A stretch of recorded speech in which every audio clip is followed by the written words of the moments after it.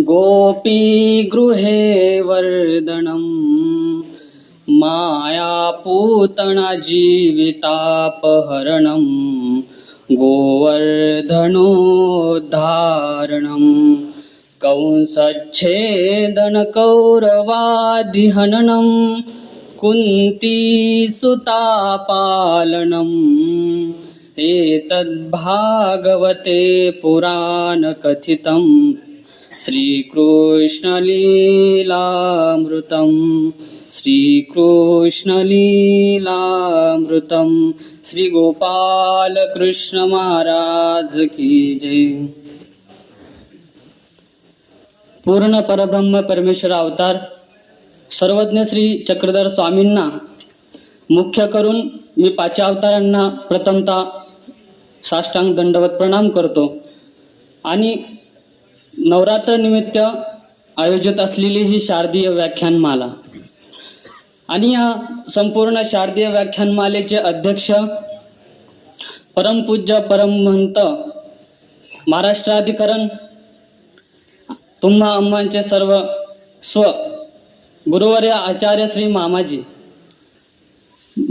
गुरुवर्य आचार्य श्री मामाजी व गुरुवर्यांना माझा दंडवत प्रणाम करतो आणि मम गुरुवर्य शिराढोण निवासी परमपूज्य परमहंत श्री गोवर्धनकर बाबाजी बिडकर बाबाजींना पण माझा सादर दंडवत प्रणाम। आजचा जो माझा विषय आहे तो निष्काम कर्म या आणि उपस्थित सर्व साधू संत आश्रमस्थ विद्यार्थीगण आणि बालगोपाळ। आजचा जो माझा विषय आहे तो निष्काम कर्मयोग आहे। निष्काम कर्मयोग म्हणजे अपेक्षा न ठेवून गेलेलं कर्म याला निष्काम कर्म असं म्हटलं जातं।